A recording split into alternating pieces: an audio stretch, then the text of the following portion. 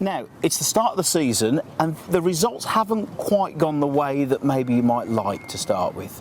Well, I think, they definitely haven't gone the way I'd like. I mean, they've kind of gone as you expect, in the sense that, you have to sort of expect the unexpected in hockey. It's sport in general. I think it's just the way it is.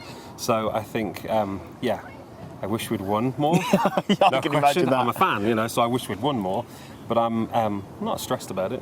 But as the CEO, as a businessman, you're used to being in control of a lot of elements. Sport has that undetermined element of players and form and luck. How do you, as a person, deal with that? Because fans are always very emotional people. Yeah, and for me, it's a bit of a double-edged sword because I'm a fan. So I sit there watching or listening to the commentary and freaking out. As a fan, I'm sitting there going, this is so not cool. This is not what I expected.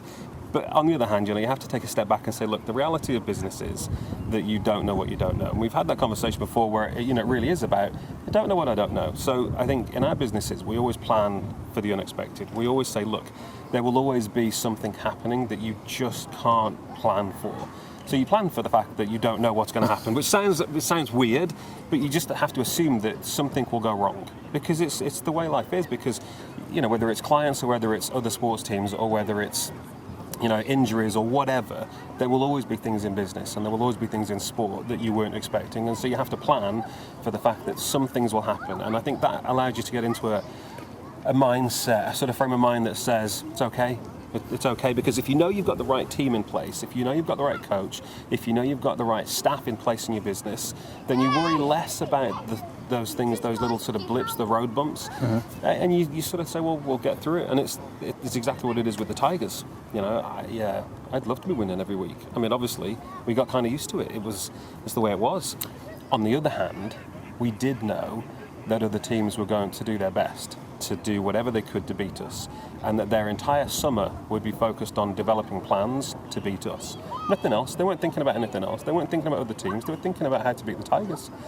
Well, we knew that. So, the idea that they've figured out a way to do that for a few times, and, the fact that we've had some pretty terrible injuries in terms of luck. It's been just terrible luck with Silverthorne and Weaver, of course, still out from his surgery last season. You sort of go, well, you expect those kinds of things, and the reality of it is it's about the long term. You just have to say, well, in the long term, we've got the right coach, the right staff, we've got the right playing environment, and we've got the right team members, so it'll be okay. You mentioned long term. Now, one of the things that you changed when you came into British hockey was signing people on longer term contracts to give them security and make them want to come and play here in Telford, which was quite a challenge in itself when you first started. Now we're sort of midway through that sort of second season. The difficulties that would present is the security means there isn't jeopardy in terms of the length of time that they're going to serve with you. In hindsight, are you still glad you made that move? Yeah, because I think ultimately you're always going to go through a process in business of finding the right people. And occasionally, you have to shake it up a little bit and you lose members of staff because sometimes it's just not the right fit. And for both sides, it might not be the right fit. And so occasionally you end up having to shake things up a little bit. But overall, I think the best strategy is to have your employees know that you value them, that you can trust them, and that no matter what happens, you're in it for the same reasons, that you both want the best thing for the organisation. So I think ultimately you really need to have long-term stability for the players. You need to have that long-term structure built into it, and you need to have an environment where the players aren't walking in every day saying, I got a job next week, like what do I do? What if results don't go our way? Well, I'm confident. I still, I went down to the game in Guildford last night, and I'm looking at the players going, I don't get how we lost. We outshot them, it was like 2-1. I mean, we had 44 shots on goal. And this is an ongoing theme for the last few weeks. So from my point of view, look, if we were getting 2 shots on goal a game, I'd be going, hold on a minute. But it's not that. We've got the shots on goal. We've got the right players. We've got the right coach. It's just one of those things that sometimes you have those blips. And I don't think there is a sports team in the world who doesn't have that blip for a period of time every season. Whether it's Chelsea or Liverpool's lasting a little bit longer than a season. But there's always that blip. And I think you just really need to be able to be patient and say, okay, look, it's not worth It's not with panicking. It's not with wholesale changes or stressing or because worrying. that's one thing that does happen in sport, isn't it? No, there's knee-jerk reactions all day long. Well, there's no point. Where's the benefit in a knee-jerk reaction? Look, if we'd have gone, I mean, I'm not a Man United fan, but it's a legendary story. Ferguson was awful for the first couple of years, but it was the structure that he was putting in place that counted. And I think, when you look back on the history of Alex Ferguson, as much as I'm a Liverpool fan, You can't fault the record. How can you fault his record? I mean, the guy was a genius. He was just good at what he did. So I look at our own structure here and I say, okay, do we have the right coach? Yes. Do we have the right players? Yes. Do we have the right setup behind them? Yes.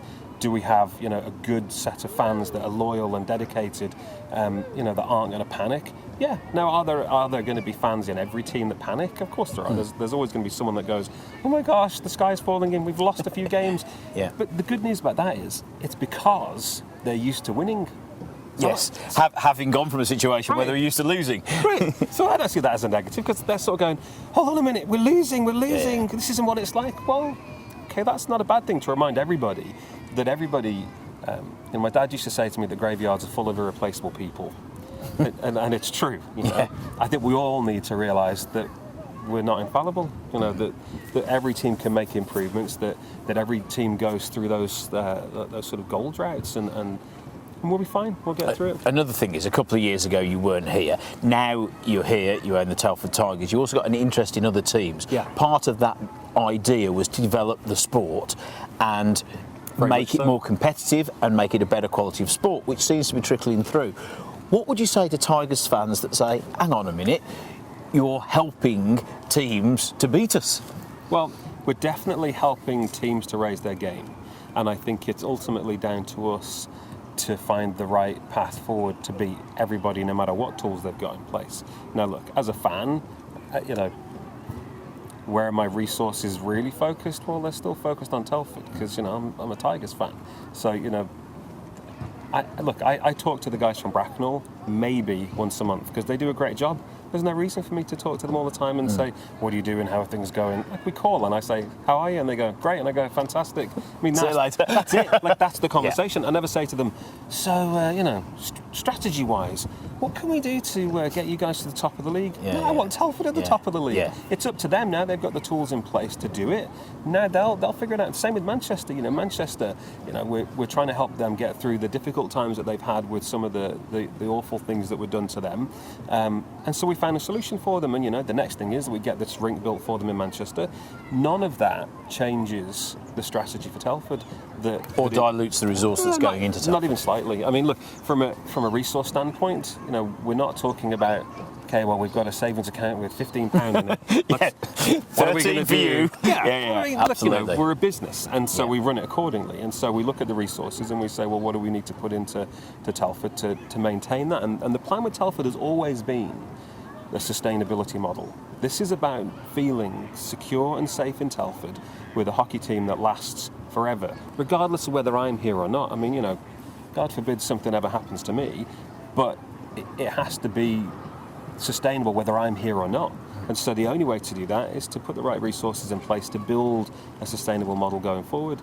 And I think that's what some people, they get distracted. They see that we helped out a couple of other teams, and they're not really understanding that what we all need from a sustainability standpoint as a league is better teams, better quality, because better teams and better quality brings more bums in seats. Well, more bums in seats means that we get more sponsors involved and interested, because they look at the marketplace and say, well, there's a marketplace to talk to. There are fans there. Let's sponsor those teams. Let's sponsor that league. Let's sponsor those competitions, because there's people we want to talk to, and they're hockey fans. Well, when you get to a place where sponsors are paying attention, then you can get to a place where you get much more relevance in the television market and the media market. Well, once you get that, then the revenues from the sponsors start to increase, because they look at the market size increasing to people outside of the rinks. But once you get to that level, it's all built upon the very basic premise that you have to have good hockey. If you don't have good hockey, you don't get the fans, you don't get the sponsors, you don't get the media attention, and then you don't get extra money from the sponsors, and then you don't move into a new league of sponsors where you get the likes of a Visa or a Coca-Cola or someone like that looking at it and saying, actually, do you know what? There are 200,000 people a week that go to hockey in the UK, or there are 500,000 people, or there are now 1 million people a week that look at hockey in the UK. Let's invest in that as a sport. So I get that. Look, my job is to think long term, and I understand that that's not what fans' job necessarily is to do. But I think it's important for fans to realise that unless we put this sustainability model in place for all the teams, where they're all improving, then we're just going to be a great team, the best team in the league, beating everyone week in, week out, and it will do nothing for the sustainability, for the long-term viability of Telford Tigers.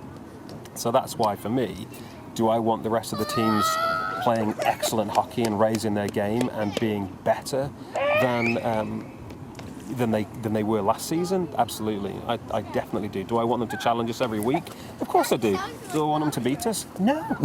Absolutely not. I totally want to win every week as a fan. But if we lose occasionally, it means the job is working. It means the plan is working. It means that the overall structure of hockey is improving. And that's what we want.